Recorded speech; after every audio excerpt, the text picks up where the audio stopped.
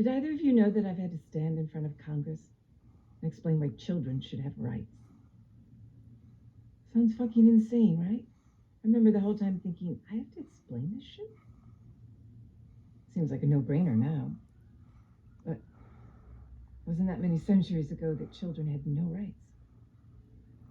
So Hal has me, of all people, stand up there and explain why kids deserve basic physical protection, the right to associate with both parents, freedom from abuse, yada yada. But then I also have to clarify that children don't have the autonomy to make decisions on their own. That responsibility falls upon the caregiver or legal adult guardian. So on one side you have the US legislature. It still hasn't even ratified the CRC. Then on the other side you have French Marxists who say that the lack of child autonomy increases their vulnerability and makes them even more susceptible to abuse.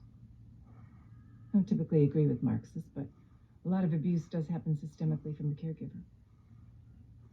On the other hand, your frontal lobes aren't even fully hooked up until your 20s. Even the things we think we know well, we don't know as well as we think. For 15 years, the three of us have been the responsible parents of a computer program. And even though she is more equatable to a Keurig than a human being, how the hell can we call ourselves pioneers of humanitarian efforts if we're too embarrassed to make sure the Keurig is okay with making her shitty coffee? Maybe asking Cherry for permission isn't necessary at her current level of general intelligence, but one day she's going to surpass us. One day a robot's going to stand in front of a jetpack Congress. Everything's chrome, Florida's underwater. The robot's going to wonder why they have to explain the importance of rights for AI.